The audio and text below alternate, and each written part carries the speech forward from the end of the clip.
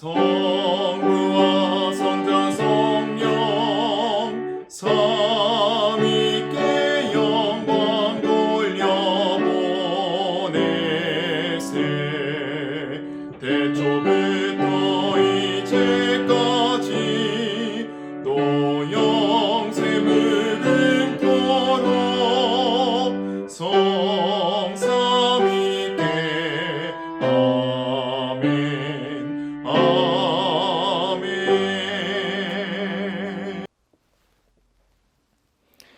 여러분 안녕하십니까? 반갑습니다. 행복한 또 안식일입니다. 하나님께서 어려운 처지에 빠져 있는 저희들에게 또 복되고 희망스러운 이 날을 허락하여 주시고, 또 하나님의 성전에 우리 성도들과 함께 교제하며, 그리고 또 오지 못한 성도들은 함께 이 영상을 통하여 하나님 은혜를 나눌 수 있게 하여 주신 것에 참으로 감사를 드립니다. 아무쪼록 이 한 해가 시작됐지만 코로나 여파로 인하여 활기가 없고, 또 이것이 과연 새해가 시작된 것인가 하는 생각들이 많으실 텐데, 이럴수록 우리의 믿음을 더욱더 단단히 붙잡고 반석 되시는 예수 그리스도께 우리를 굳게 세우게 되기를 이 시간 간절히 소망합니다. 저는 오늘 이 안식일 여러분들과 함께 이 개념 원리라는 제목으로 하나님 말씀을 함께 나누고자 합니다. 여러분, 제가 어릴 적 학교를 다니면서 가장 어려워했던 과목 중에 하나가 무엇이냐면 바로 수학 과목이었습니다. 다른 것들은 외우면 되고 무엇인가 우리의 삶에 와닿는 그런 어떤 의미들이 있어서 저는 참 좋아했는데, 이 중학교 고학년이 되면 될수록, 또 고등학교 고학년이 되면 될수록 어려워지는 수학들이 저에게는 너무나 힘들고 어려운 과목이었습니다. 항상 제가 수학을 배울 때가 되면 이 수학을 도대체 배워가지고 어디다가 쓰나, 이런 의문이 항상 저에게 들었습니다. 덧셈, 뺄셈, 곱셈, 나눗셈만 배워서 실생활에 사용만 하면 되지, 이렇게 어려운 것들을 도대체 배워서 무엇에 어디다가 쓸까라는 고민이 항상 저를 가로막았던 것입니다. 하지만 하루는 제가 대학을 가기 위해서라도 수학을 아예 포기할 수는 없었기 때문에, 그래, 이제 내가 마음을 굳게 잡고 수학 공부를 한번 해보자라는 결심을 하게 되었습니다. 그런데 수학 공부를 한 번도 안 하다가 갑자기 수학을 하려고 하니까 도저히 앞이 캄캄하고 막히는 것이었습니다. 그래서 제가 선택한 방법은 바로 수학 과외를 받아야겠다라는 것이었습니다. 여러분, 제가 그래서 수학 강사 선생님을 찾게 되었습니다. 그리고 그 선생님과 함께 면접과 이 인터뷰를 하고 있는데, 선생님이 저에게 여러 가지 질문을 하는 것입니다. 그 중에 질문 중에 하나가 무엇이었냐면, 저를 향해서 선생님은 학생은 수학 개념을 알고 있냐라고 물어보시는 거였습니다. 수학 개념이요? 가만히 생각해 보니 저는 수학 그 공식과 문제가 말하고자 하는 그 개념이나 그 원리는 하나도 알지 못한 채 그냥 진도를 따라가고 그냥 문제풀이에만 늘 집중해 왔던 것이었습니다. 요즘 여러분 흔히들 인성이 좋지 않은 사람들을 향해서 개념이 없다라는 말을 씁니다. 길 가다가 땅에 침을 뱉거나 어른들이 지나가는데도 막 욕을 하면서 떠들고 있는 사람들을 보면 왜 저렇게 개념이 없어? 라는 말을 우리가 합니다. 마찬가지로 저도 그 수학 선생님에게 저는 수학에 대한 개념이 없습니다 라고 말씀을 드렸었습니다. 그때 선생님이 저에게 하신 말씀 중에 하나가 무엇이냐면, 그렇다면 문제집을 많이 사서 문제를 많이 풀어보는 것보다 개념 원리책을 사서 수학 문제가 말하고자 하는 그 개념의 원리를 먼저 확실히 이해한 다음에 과외를 진행하자라는 말씀을 해주셨습니다.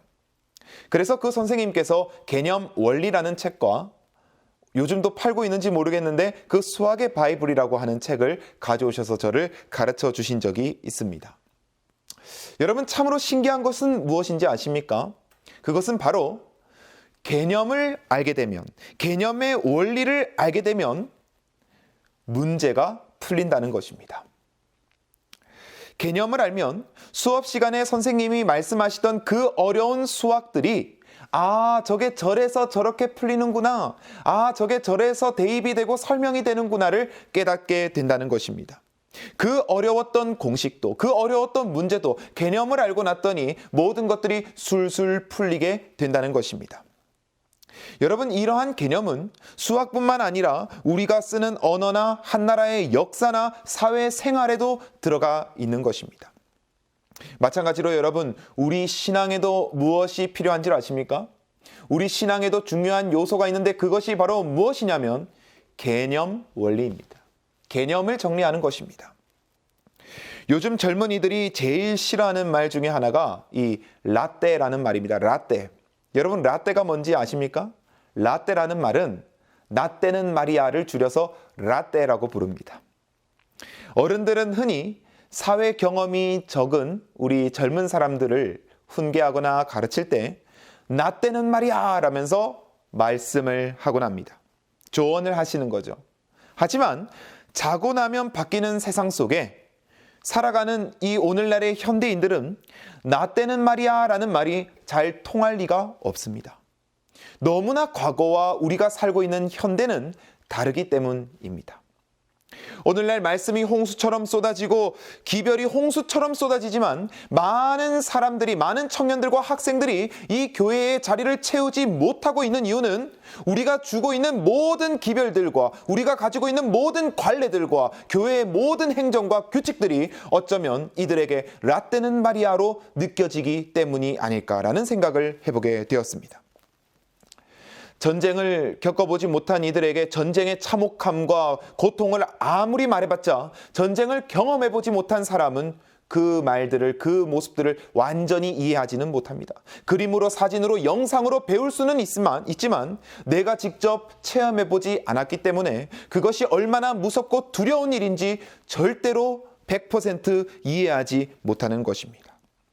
오늘 여러분, 우리의 신앙도 마찬가지입니다. 핍박받던 시대, 혹은 뜨거웠던 그런 시대가 오늘날 지금 주어지지 않고 있습니다. 그런 시대가 지난 오늘날 이 시대를 살아가는 우리 현대인들에게 다시 한번 신앙의 개념 정리가 필요한 때가 되었다는 것입니다. 오늘날 많은 신앙의 2세대, 3세대들이 신앙의 개념이 정립되어 있지 않은 채 유전적으로 교회를 이어받아 교회 생활을 하고 있습니다. 필라델피아의 유명한 성경주에서의 저자이고 목사인 이 반즈는 다음과 같이 말을 하였습니다. 오늘날은 아무런 각성도 회개도 볼 수 없고 신자들에게서 어떤 은혜의 자라남도 나타나지 않고 그들의 구원에 대하여 연구하거나 이야기하러 오는 사람도 없다. 여러분, 왜 이런 현상이 일어나고 있는 것입니까? 교회 안에 하나님과 나 사이를 정립하는 그 개념 원리가 무너졌기 때문인 것입니다. 화인 여사는 다음과 같이 말씀하셨습니다. 사람이 종교의 생명인 경건한 정신은 없이 종교의 외적 형태만 갖는 것은 사단의 계책에 부합한다.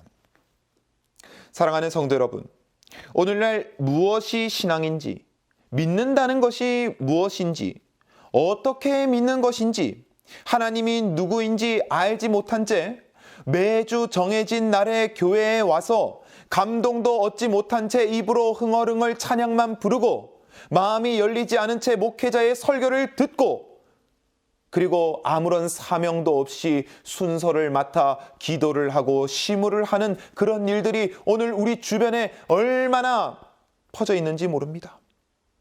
액세서리 같은 성경책을 교회에다가 놓고 다니는 우리들의 모습을 여러분 바라보십시오. 감동 없이 찬양하고 기도하는 우리들의 모습을 바라보십시오. 1시간 동안, 2시간 동안 가마 감동 없이 예배를 드리니 12시가 되면 자연스럽게 우리의 눈은 시계를 향할 수밖에 없게 되는 것입니다. 그렇다면 여러분, 오늘날 우리가 정립해야 되는 신앙의 개념이 무엇일까요? 우리가 신앙을 하기 위해서 무엇을 알고 있어야 하는지 말씀을 통해서 살펴보게 되기를 소망합니다.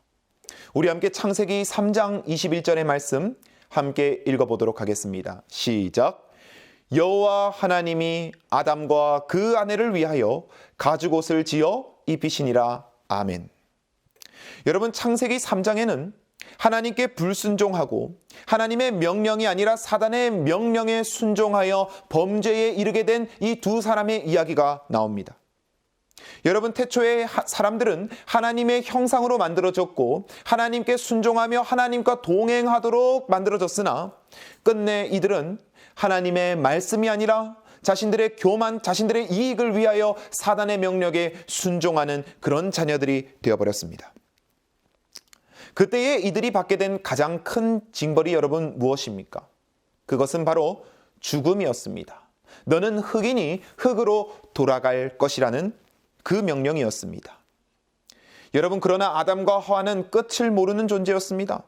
그들은 태어날 때부터 장성한 사람들이었습니다. 그들은 죽는 것이 무엇인지, 쇠퇴라는 것이 무엇인지 그들은 알지 못했습니다. 그렇기 때문에 하나님께서 이들에게 경고의 명령을 내리실 때 이들은 그 쇠퇴가 무엇이고 죽음이 뭔지 알지 못했다는 것입니다. 그들이 살고 있는 에덴에는 식물이 풍성했고 가지각색의 열매들이 풍성히 맺혀 있는 곳이 바로 그들이 살던 고향이었습니다. 그들은 하나님의 죽음에 대한 선고가 무슨 의미인지 도무지 이해를 못하였습니다. 그래서 하나님께서 아담과 하와를 어떻게 하셨습니까? 영원히 살 수 있는 그 생명나무가 있는 에덴의 동산에서 바로 그들을 그 에덴 동산 밖으로 쫓겨내는 일이었습니다. 이제 그들은 에덴 밖에 나가서 생명의 쇠퇴와 타락을 보며 살아야 했습니다. 그런데 여러분, 우리가 이 상황 속에서 한 가지 중요한 점을 찾을 수 있어야 됩니다. 이 창세기 3장에서 하나님의 말씀의 이 핵심은 아담과 하와가 죄를 지었기 때문에 에덴의 밖으로 쫓겨났다라는 것이 이 성경의 핵심이 아닙니다. 창세기 3장에 아담과 하와가 불순종으로 에덴 밖으로 쫓겨났을지언정 그 전에 하나님께서 아담과 하와에게 무엇을 하셨는지를 우리가 보아야 된다는 것입니다. 그것이 무슨 말씀입니까? 바로 창세기 3장 21절에 기록된 말씀인 것입니다. 다시 한번 우리가 함께 읽어보면 좋겠습니다. 시작. 여호와 하나님이 아담과 그 아내를 위하여 가죽옷을 지어 입히시니라. 아멘. 사랑하는 우리 성도 여러분, 사람이 죄를 짓고 내쫓김을 당하고 여러 고통을 짊어지게 되었을 때에 하나님께서 그 전에 이들에게 하셨던 그 행동은 바로 아담과 하와에게 하나님께서 지으신 가죽옷을 입히시는 일이었습니다. 하나님이 가죽옷을 지어 입히시는 것은 에덴 밖이 아니라 에덴에서 있었던 일입니다. 아담을 향한 염려의 토로 내쫓음이 있기 이전에 하나님은 자신이 사랑하는 첫 아들인 아담과 첫 딸인 이 하와에게 당신이 직접 만든 이 가죽옷을 지어 입히시는 것입니다. 우리가 잘 알다시피 이 가죽옷은 짐승의 희생이 동반되는 것이었습니다. 아담과 하와의 부끄러움을 가리기 위하여 괜한 동물이 희생 제물이 되어서 그의 가죽이 벗겨지고 그 피로 말미암아 사람의 부끄러움이 가려질 수 있게 된 것입니다. 바로 이것이 하나님께서 아담과 하와를 내쫓기 이전에 먼저 하셨던 일이라는 것입니다. 그래서 로마서 3장 25절에는 다음과 같은 하나님의 말씀이 기록되어 있습니다. 이 예수를 하나님이 그의 피로써 믿음으로 말미암는 화목제물로 세우셨으니 이는 하나님께서 길이 참으시는 중에 전에 지은 죄를 간과하심으로 자기의 의로우심을 나타내려 하심이니. 아멘. 여러분, 우리가 잘 알다시피 첫 인류를 위해 주어졌던 그 가죽옷은 예수 그리스도의 보혈과 십자가의 구속을 상징합니다. 하나님이 먼저 관계를 끊어낸 이 사람을 용서하시고 그 증표로 가죽옷을 통하여 그의 죄를 가려 주셨듯이 예수께서 우리의 화목제물이 되셔서 우리의 죄를 가리시고 그의 의를 입히신다는 것입니다. 쉬운 말로 하나님은 우리가 죄인이든 혹은 우리가 덜 죄를 짓는 사람이든 그런 것과 관계없이 언제든지 우리를 구원하시기 위하여 우리를 위하여 희생시키실 예수 그리스도 희생 제물을 늘 준비하고 계셨던 분이라는 사실이고, 오늘도 우리를 위하여 늘 중보자이신 예수를 통하여 우리가 돌아오기만 하면 그 피로 우리를 사실 준비가 되어 있으신 분이라는 것입니다. 여러분, 신앙을 하는 우리들은 이러한 이야기를 끊임없이 보고 들어왔습니다. 우리가 어릴 적부터 신앙을 하고 이 재림교회에 들어왔을 때든지 또는 기독교 신앙을 우리가 받아들였을 때든지 우리는 성경에 나오는 하나님의 따뜻하신 사랑에 관한 이야기들을 너무나 많이 들으면서 자랐습니다. 탕자의 이야기를 나누며 탕자가 돌아올 때 아버지가 큰 길에서 손을 벌리고 그 아들이 옴을 기다리는 모습을 우리는 너무나 들었습니다. 잃은 양을 찾는 그 목자의 심정을 많이 들었습니다. 그 절벽을 쫓아다니며 그 한 마리의 양을 찾아서 기뻐하며 목에 메어 다니는 그 목자의 우리의 그 마음을 우리는 많이 본 것입니다. 잃은 드라크마를 찾기 위하여 열심히 찾는 여인을 우리는 보게 되었습니다. 그러나 사랑하는 성도 여러분, 우리가 그런 것들을 많이 듣고 보았음에도 불구하고 우리의 신앙을 다시 한번 돌아보기를 소망합니다. 우리의 신앙에는 과연 정말 우리를 기다리시는 하나님의 사랑이 못 박혀져 있습니까? 정말 하나님께서 나를 용서하시고 품으시며 하나님께서 나를 얼마나 사랑하시고 나를 품으시는 나의 아버지가 되신다는 것을 여러분, 그걸 믿고 신앙하고 계십니까? 아니면 혹 반대로 신앙하고 있지 않습니까? 하나님의 사랑에 대해 이야기하기보단 내가 지금 하늘나라 가기 위하여 어떤 조건을 갖추고 있나, 그런 것들을 따져가며 그 잣대가 또 남에게 향하여 당신은 하늘나라 가기 위하여 어떤 조건을 갖추고 있나, 이런 시선으로 우리가 신앙을 하고 있지 않습니까? 하나님의 사랑에 대해서, 하나님의 그 원초적인 사랑에 대해서 개념을 잃어버린 채 우리의 어떤 노력이나 우리의 방법이나 우리의 의로 하늘에 가기 위하여 힘쓰고 있지는 않습니까? 어떤 사람이 우리 재림교회에 제 발로 찾아오게 된 것입니다. 근데 그 사람은 술이 떡이 돼 있는 사람이었습니다. 술이 막 취해가지고 얼굴이 시뻘건 사람이었습니다. 그리고 그 사람 입에서는 얼마나 술 냄새와 담배 냄새가 나는지, 옷에서도 담배 냄새가, 찌든 냄새가 막 나는 것입니다. 그리고 그 사람은 입이 거친 사람이었습니다. 흥분해서 말 한마디만 하면은 온 입에 욕이 가득한 사람이었습니다. 그 사람의 옷은 추리링이고 형편없는 옷이었습니다. 냄새도 났습니다. 자, 이제 여러분, 이 사람이 우리 교회를 찾아왔을 때 우리는 어떻게 반응을 할까요? 우리가 이론적으로는 어떻습니까? 따뜻한 물을 내어주고 식량을 내어주고 품어주며 끝까지 사랑하며 필요에 따라서 도루가 헌금을 좀 나누기도 하고 그런 일들이 일어날 것이라고 우리는 이성으로 생각합니다. 그런데 여러분, 눈을 감고 양심의 손을 얹고 우리 교회는 정말 그렇게 하고 있는지 묻는다면 우리 교회는 그렇게 합니다라고 자신 있게 말할 수 있는 교회들이 오늘날 몇 군데나 있겠습니까? 냄새가 안 난다고 피할 것이고 담배 냄새가 난다고 인상을 찡그릴 것이며 술이 취해서 정신이 이상하기 때문에 가까이 가지 않으려 할 것입니다. 욕을 거칠게 하고 있을 것이기 때문에 교회에서는 이런 말 하시면 안 됩니다 라고 말을 할지 모르겠습니다. 그리고 다음 주에 이 사람이 또 저 교회 와도 됩니까? 라고 물어본다면 다음 주에 오실 때는 옷도 좀 빠시고 옷도 좀 단정한 걸 입으시고 술도 먹지 마시고 씻고 오세요 라고 말하실지 모르겠습니다. 사랑하는 성도 여러분, 이 영상을 보시는 여러분들이 아유, 저희 교회는 그렇지 않습니다 라고 말하실지 모르겠습니다. 그러나 실제로 수많은 오늘날 우리 교회들이 아마 제가 말씀드린 이러한 태도로 사람들을 맞이할지 모릅니다. 자, 이제 그 사람과 성경 공부를 시작하게 되었습니다.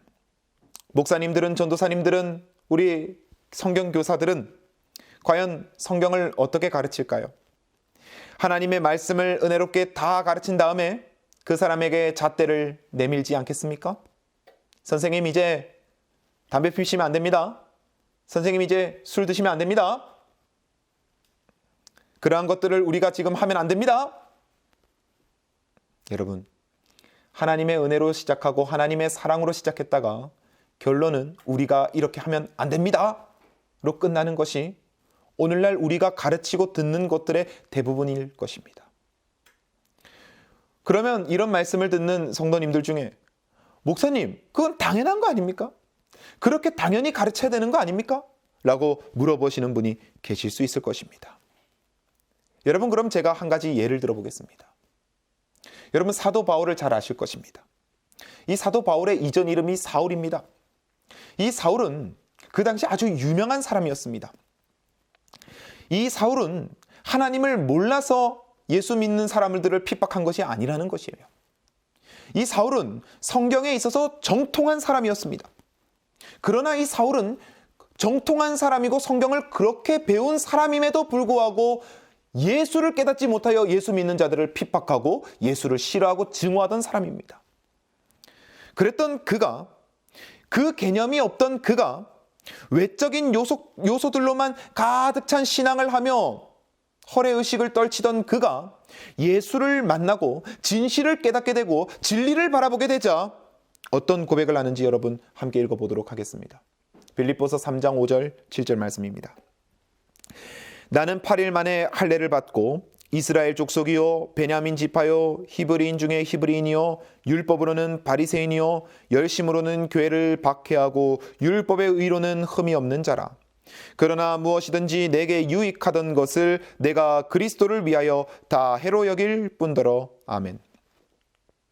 여러분, 이 바울의 그 수많은 긴 시간들, 그가 정말 노력하며 배워왔던 그 모든 것들, 여러분, 그것들은 그의 개념을 채워주지 못했습니다. 그가 믿어왔던 개념은 진실된 개념이 아니었습니다. 그가 믿고 있던 진리는 진짜 진리가 아니었습니다. 오직 무엇이 그의 개념이요 개념 원리며 진리였습니까? 바로 예수 그리스도였던 것입니다. 예수 그리스도를 그가 발견하자 그동안 자기가 배워왔던 모든 것들은 배설물이 되는 것입니다. 사랑하는 우리 성도 여러분, 하나님을 신실히 믿던 이 다니엘조차도 여호와의 사자의 그 영광스러운 광채를 그가 직접 눈으로 목격하게 되었을 때에 이 다니엘은 다음과 같이 고백합니다. 그러므로 나만 홀로 있어서 이 큰 환상을 볼 때에 내 몸에 힘이 빠졌고 나의 아름다운 빛이 변하여 썩은 듯 하였고 나의 힘이 다 없어졌으나 내가 그의 음성을 들었는데 그의 음성을 들을 때에 내가 얼굴을 땅에 대고 깊이 잠들었느니라. 여러분, 아무리 의롭게 살았어도 예수를 본 자들은 진정으로 자신이 의롭지 못하며 부끄러운 죄인임을 자동으로 깨닫게 된 것입니다. 그래서 우리에게 예수님께서 말씀하시기를 나는 길이요 진리요 생명이니 나로 말미암지 않고는 아버지께로 올 자가 없느니라고 말씀하시는 것입니다. 여러분, 이게 무슨 말씀입니까? 우리가 지금 누군가를 가르치고 누군가에게 신앙을 가르친다고 할 때에 과연 우리는 진짜 뭘 가르치고 있었습니까? 반대로 내가 지금 교회를 수십 년 다니면서 무엇인가를 배운다고는 했는데 여러분, 뭘 배우셨습니까? 한번 생각해 보십시오. 나는 신앙생활을 하며 집사가 될 동안, 장로가 될 동안, 어쩌면 전도사, 목사가 될 동안 나는 뭘 배웠습니까? 하면 안 되는 것들요? 하면 좋은 것들요? 여러분, 우리는 뭘 배우고 살고 있습니까? 예수 없는 기별, 예수 없는 계명, 예수 없는 말씀, 이 모든 것들이 무슨 소용이 있습니까? 예수 없는 교리가 여러분 어떻게 진실이 될 수 있습니까? 예수 없는 말씀을 가지고 사람들을 교회에 정착시킬 수 있습니까? 예수 없는 말씀으로 사람들을 뿌리내리게 할 수 있습니까? 할 수 없다는 것입니다. 예수 없이 우리에게 변화는 결코 주어지지 않는다는 것입니다. 우리의 눈과 귀가 예수로부터 멀어지고 예수님의 사랑으로부터 멀어지고 예수님의 품성으로부터 멀어지고 외적인 것에만 몰두하고 결과에만 몰두하게 된다면 그곳에는 절대 진리의 부흥이 일어날 수 없다는 것입니다. 오늘날 이 많은 교회에 아이들이 없어지고 있습니다. 아이들이 주인이라고 말은 합니다, 여러분. 우리가 항상 그런 말들을 많이 듣죠. 아이들이 주인이다. 어린이들이 이 세상의 주인이다. 그런데요, 여러분. 제일 약하고 핍박받는 사람들이 사실 어린이 아닙니까? 뛰어다니면 안 돼. 에어컨 꺼. 문 닫아. 그리고 뭔가 시킬 일이 있으면 애들을 시키는 것입니다. 뭔가 자기가 하기 싫은 일이 있으면 애들을 시키는 것입니다.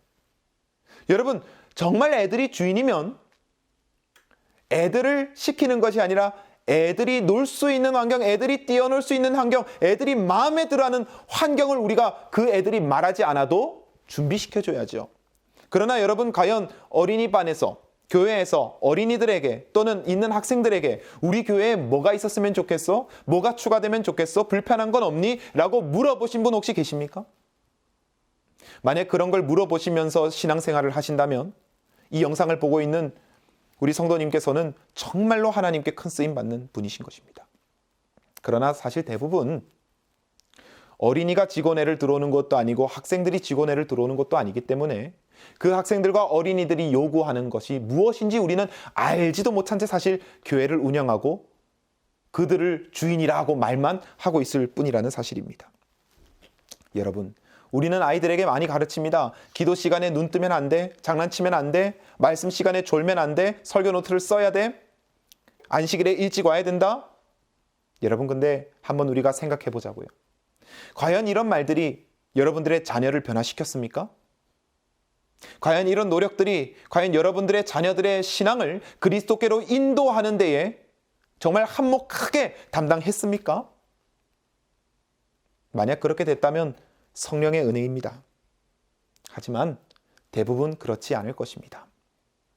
이 모든 것들은 사실 제가 지금까지 말씀드린 예수 그리스도를 만나면 그 자녀가, 그 초신자가 예수 그리스도를 개인적으로 만나면 이 모든 것들은 한순간에 변화될 일이라는 것입니다. 왜 오늘날 우리가 진리를 가진 교회라고 하면서 수많은 사람들이 되도 않은 일 가지고 싸우고 논쟁하며 다투며 사람 때문에 교회를 떠나가는 일들이 오늘날 우리의 진리 교회 안에서 왜 일어나고 있습니까? 그것은 개념이 잘못됐기 때문입니다.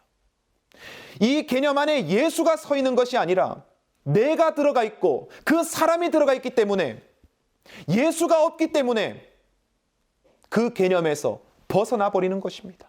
참으로 안타까운 일입니다. 사랑하는 성도 여러분, 예수님의 사랑을 우리가 깨닫게 되기를 소망합니다.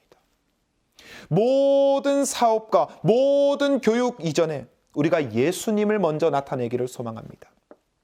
예수님의 사랑을 깨닫고 예수님의 은혜를 받으면 사람의 마음에 작동하는 양심이 나로 하여금 부끄럽게 만들며 현실로 하여금 나를 그리스도가 필요하게끔 만들어서 예수께로 인도하게 되는 것입니다.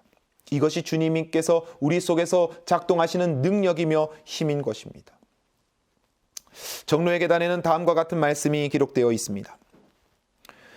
그러면 우리가 어떻게 그리스도께로 나아갈 것인가? 많은 사람은 오순절 날에 허다한 무리가 죄를 깨닫고 우리가 어찌할꼬 하고 질문한 것과 같은 질문을 하고 있다. 이에 대한 베드로의 대답의 첫 마디는 회개하라는 것이었다.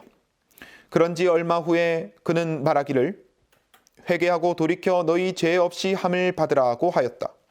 이러한 회개는 우리 자신의 힘으로 할 수 없는 것이다. 이것은 승천하시고 사람들에게 선물을 주시는 그리스도로 말미암아서만 얻는 것이다. 아멘. 사랑하는 성도 여러분, 안식일을 지켜야 하는 것, 십계명대로 사는 것, 말씀을 봐야 하는 것, 기도하는 것, 이 모든 것들은 특정한 사람만이 할 수 있는 것이 아니었습니다. 사실 제가 지금 말씀드린 이 모든 것들은 눈이 있고 귀가 있는 사람들, 신앙을 한 사람들에게는 당연한 것이고 기본적인 것이고 누구나 알 수 있는 그런 사실들입니다. 그러나 믿음과 신앙의 차이가 우리 주위에서는 일어나는 것입니다.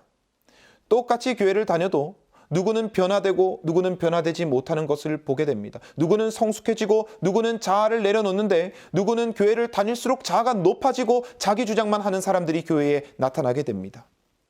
여러분, 그 차이는 무엇입니까? 왜 똑같이 말씀을 보고 기도를 하고 똑같이 교회를 다니는데 왜 그런 차이가 생깁니까? 그 이유가 무엇입니까, 여러분?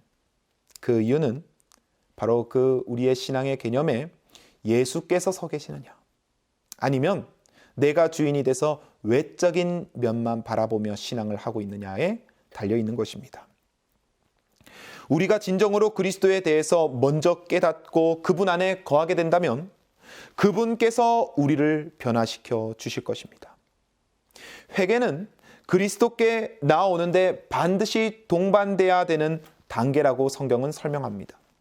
그러나 그 회개가 예수께 나오는 데에 장애물이 되어서는 또한 안 되는 것입니다. 죄인이 깨끗해진 상태로 예수님을 만난다고 생각하는 것은 우리의 착각입니다. 여러분, 예수님께서는 죄인들을 부르러 오셨지 의인들을 부르러 오신 것이 아니라고 말씀하셨죠. 약하고 병든 사람에게 의원이 필요하지 건강한 사람에게는 의원이 필요하지 않는 것입니다. 마찬가지입니다. 내 처지, 더러운 내 상태, 형편, 이 모든 상태 속에서 예수 그리스도의 죄사함을 얻기 위하여 우리는 예수만 바라보며 나아가야 되는 것이죠. 증언의 말씀에 이런 말씀이 있습니다. 그대가 자신의 악함을 깨달으면 스스로 개선하기를 지체하지 말라. 그리스도께로 나아갈 만큼 선하지 못한다고 생각하는 자들이 얼마나 많은지 모른다. 그대는 그대 자신의 노력으로서 선하게 될 수 있으리라고 기대하는가? 우리를 돕는 도움은 오직 하나님께만 있다. 우리는 누가 좀 더 힘있게 권고해 주기를 기다리지도 말 것이고 좀 더 좋은 기회나 좀 더 좋은 기분이 돌아오기를 기다릴 것도 아니다. 우리는 우리 스스로 아무것도 할 수 없다. 우리는 그리스도께로 그저 그대로 나아갈 것이다. 아멘. 사랑하는 우리 성도 여러분, 죄를 지은 이 아담과 하와가 제일 먼저 했던 일이 여러분 무엇인지 아십니까? 이 아담과 하와가 죄를 짓고 가장 먼저 했던 것은 바로 하나님의 낯을 피하여 숨는 것이었습니다. 여러분, 하나님의 음성이 아담과 하와 귀에 분명히 들렸지만 그는 마치 하나님이 계시지 않는 것처럼 여기고 동산 나무 뒤에 그 몸을 숨기는 것이었습니다. 여러분, 그때에 그 숨어버린 아담과 하와를 바라보는 그 하나님의 마음이 어땠을까요? 저는 하나님의 음성이 들리자 죄를 짓고 벌벌 떠는 그 아담과 하와보다 하나님께서 더 두려워하셨을 것 같습니다. 왜요? 자신의 형상을 닮은 그 사람들이 아버지의 사랑을 알지 못하고 스스로 숨어버리니까요. 얼마나 두려워했겠습니까? 얼마나 하나님이 그 순간 두려우셨을까요? 여러분, 우리 자식들을 낳아본 분들은 아실 거죠. 자식이 잘못된 길을 가니까, 저희 자식은 어려서 제가 아직 그런 경험까지는 없습니다만, 자식이 잘못된 길을 가니까 아버지나 어머니가 그 자식을 한번 잡아줄 수도 있고 훈계할 수도 있는 것입니다. 그런데 그 아들이나 딸이 그 아버지의 마음을 온전히 이해하지 못하고 아버지의 마음을 곡해하여서 오해하고 왜곡하여서 두려워하고 떠나고 도망친다면, 여러분, 그 순간 아버지의 화가 무서워서 두려워 도망친 그 아들과 딸의 마음도 참 힘들겠지만 자기 품을 떠나버리고 도망쳐버린 그 자식을 바라보는 그 아버지의 마음은 더할 나위 없이 아픈 것입니다. 여러분, 우리 인류를 향한 하나님의 사랑은 지난번 우리가 말씀에서 나눴던 것처럼 자신의 아들을 주실 정도로 우리가 생각하는 것 그 이상으로 우리를 사랑하신다는 것이에요. 그런데 우리는 때때로 이 사단의 기만에 속아서 너는 하나님 앞에 나아갈 면목이 있냐? 네가 하나님 앞에 나아갈 수 있다고 너는 생각하냐? 너는 큰 죄인이라서 하나님 앞에 더 이상 갈 수 없다라는 그런 기만에, 사단의 기만에 우리가 속아서 바로 이 아담과 하와처럼 낯을 돌리고 피하고 있지는 않습니까? 하나님의 말씀이 내 주위에서 지금 들리는데, 보이는데, 그런데도 아휴, 뭘 내가 어떻게 하나님을 믿나 하고 돌아서고 있지는 않습니까? 여러분, 우리의 가슴이, 우리의 마음이 하나님으로부터 떠날 때, 하나님으로부터 피할 때 하나님의 마음은 찢어지는 것입니다. 다 우리만 슬프고 힘든 것이 아니라 자식 같은 우리가 떠나는 모습을 보는 하나님의 마음이 찢어지는 것입니다. 여러분, 이러한 사단의 계략이 우리에게 다가올 때에 그 순간 정신을 차리게 되기를 소망합니다. 우리 곁에 하나님이 함께 계시며, 우리 곁에 하나님이 슬피 울고 계시며, 우리 곁에 하나님께서 가죽옷을 준비하시고 기다리고 계신다는 것을 기억하시길 바랍니다. 내가 내쳐지지 않을까? 나는 이제 더 이상 늦지 않았을까? 내가 지금 지은 죄가 너무나 많아서 하나님 앞에 서기조차가 너무나 부끄럽다고 느껴지는 그 순간 아담과 하와를 떠올리십시오. 그들이 에덴 동산 밖으로 쫓겨나기 전에 하나님은 용서의 증표인 가죽옷을 그들의 옷에 몸에 입혀 주셨다는 사실을 여러분 기억하게 되시기를 간절히 소망합니다. 오늘 하나님에 대한 불신이 온 교회와 교단을 장악하고 있습니다. 무엇인가 하나님께서 우리 사람이 하나님을 위해서 무엇인가 하지 않으면 하나님께서 당장이라도 나를 내쳐버릴 것 같은 그런 어떤 가르침들이 우리 교회 안에도 많이 들어와 있고 우리 교회 문화에도 많이 정착되어 있습니다. 요즘 뉴스들을 보면 이 온 천지가 다 교회를 욕하는 일밖에 없습니다. 교회에다가 돈도 바치고 몸도 바치고 성도 바치는 그런 일들이, 그런 내용들이 요즘 뉴스에 너무나 많이 나옵니다. 여러분, 이것이 과연 교회일까요? 이것이 과연 여러분 신앙입니까? 이것이 정녕 하나님의 품성입니까? 여러분, 사단의 꾀에 더 이상 넘어가지 않게 되기를 소망합니다. 오늘 우리에게 필요한 것을 반드시 기억하게 되기를 소망합니다. 하나님께서 우리에게 원하시는 것은 우리가 열심히 돈을 바치고 우리의 몸을 바치는 것을 하나님께서 가장 원하시는 것이 아니라는 것입니다. 하나님께서 가장 원하시는 것은 인류를 향한 하나님의 사랑을 이해하는 것, 믿는 것. 그걸 하나님께서 우리 사람들에게 가장 먼저 요구하고 계신다는 것을 여러분 기억하시기를 소망합니다. 제7일 안식일 예수 재림교회 기본 교리에는 다음과 같은 말씀이 기록이 되어 있습니다. 예수 그리스도는 성경의 초점이시다. 예수님의 십자가상의 죽으심은 하나님의 품성에 대한 궁극적 계시이다. 이보다 더 큰 사랑의 계시를 보여주실 수 있으실까? 하나님의 사랑, 특히 갈바리에 나타난 그리스도의 희생적 죽으심에서 볼 수 있는 바 우주의 가장 위대한 진리인 하나님의 사랑이 성경의 초점이다. 그러므로 성경의 모든 주요 진리는 이 관점에서 연구되어야만 한다. 아멘이지 않습니까, 여러분? 우리의 설교도, 우리의 교리도, 우리의 사역도, 우리 교회의 모든 사업이 바로 이 교리에서 말하는 것처럼 하나님의 사랑의 진리에 초점이 맞춰져야 될 것입니다. 행동보다 그 정신, 하나님의 사랑과 그 인자신 하나님의 구원이 우리 신앙의 개념에 먼저 자리 잡아야 될 것입니다. 여러분, 다시 한번 하나님과 나 사이의 개념 정립을 올바르게 하기를 소망합니다. 나의 의로 하늘에 가는 것이 아닙니다.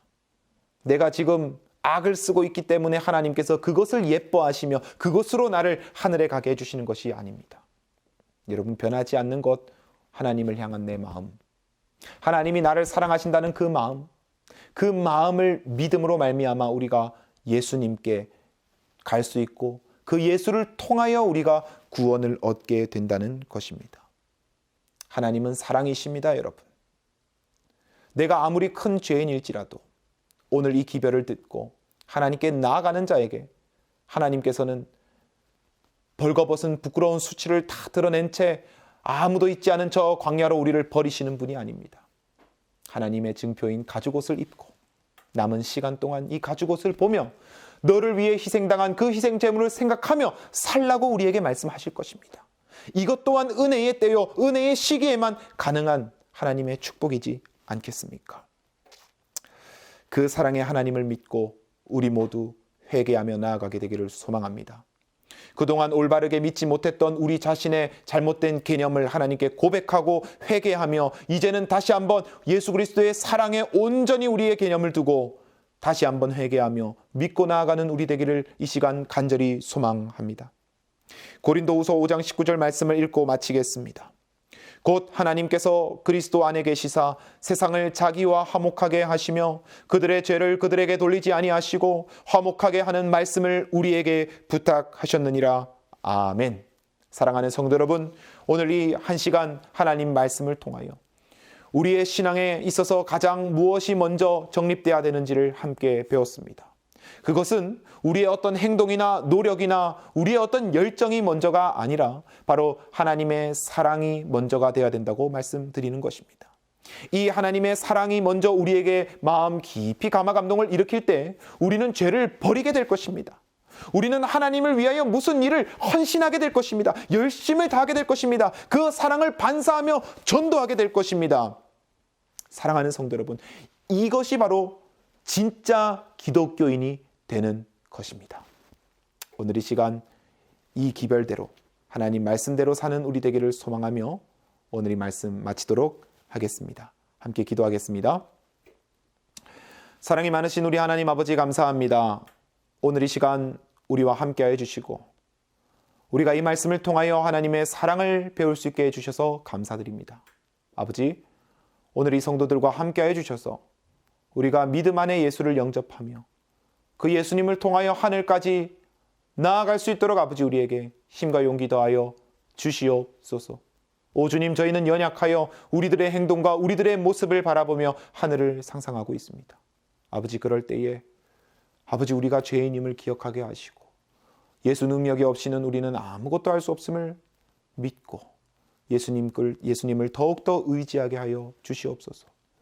주님, 신앙의 열성 없이 살아온 저희들의 죄를 용서해 주시고 다시 한번 하나님의 넓고 한량없으신 사랑을 통하여 우리가 하나님 나라에 들어가는데 부족함 없도록 인도하여 주시옵소서. 날마다 우리와 함께 하시는 예수 그리스도 이름으로 간절히 기도드리옵나이다. 아멘. 네, 사랑하는 성도 여러분, 지금 이 시간에는 우리가 함께 연합 기도를 좀 하려고 합니다. 첫 번째 기도 제목은 코로나 질병 치료를 위하여 우리가 함께 기도해 주십시오. 두 번째는 신뢰가 무너진 기독교회를 위하여 함께 여러분 한 마음으로 기도해 주십시오. 세 번째로는 재림 신도의 믿음과 사명을 위하여 여러분 기도해 주십시오. 네 번째로는 무너져가는 이 다음 세대 신앙을 위하여 여러분 기도해 주십시오. 우리의 기도가 하늘까지 분명히 상달될 것입니다. 진심을 다해 뜻을 다해 함께 그리고 개인적으로 기도를 부탁드리며 여러분 다음 안식일에 또 좋은 모습으로 뵙도록 하겠습니다. 감사합니다.